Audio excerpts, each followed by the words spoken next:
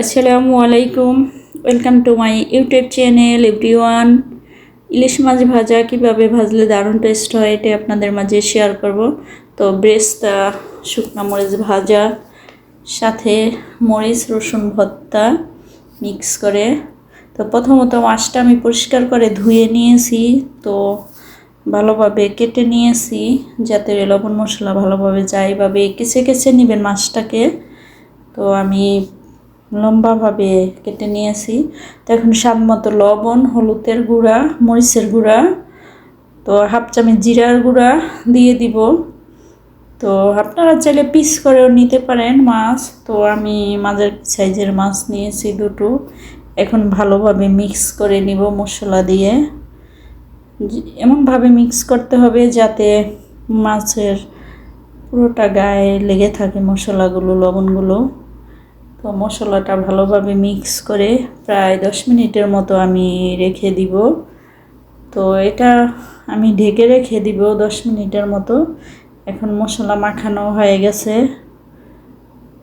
মনে হয় যে মাছের গায়ে হলুদ, এভাবে মাখিয়ে নিলাম। তো ঢেকে রাখবো 10 মিনিটের মতো।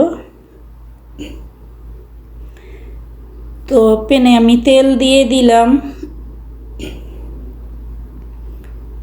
তো তেলটা গরম হয়েছে, গরম তেলে দিতে হবে, আর নয়তো লেগে যেতে পারে। অনেকে ফ্রাই প্যানে মাছ লেগে যায় বা যে কোনো প্যানে ভাজলে। তো তেলের মধ্যে হালকা লবণ দিয়ে দিলে আর নিচে লাগে না। তো এখন আমার মাছগুলো ভাজা হয়ে গেছে। তো যারা গ্যাসের চুলায় করবেন তারা লো আঁচে দিয়ে মাছটা ভাজবেন। তো আমি লাকড়ির চুলায় করেছি। তো অনেক সুন্দর হয়েছে, বাজারটা নামিয়ে নিয়েছি। তো ওই তেলের মধ্যেই আবার বেরেস্তা দিয়ে ভেজে নিয়েছি, শুকনা মরিচ বেরেস্তা, আর সাথে রসুন শুকনা মরিচ ভর্তা করেছি মিক্স করে। মাছ ভাজার সাথে এইভাবে ভর্তা করে দারুণ হয়। ভর্তার সাথে মাছ ভাজা সেই লেভেলের মজা। তো তেমন একটা ঝামেলা হয় না, বাসায় এইভাবে ট্রাই করে দেখতে পারেন যারা এখনও এইভাবে খান নাই। দারুণ স্বাদ হয়।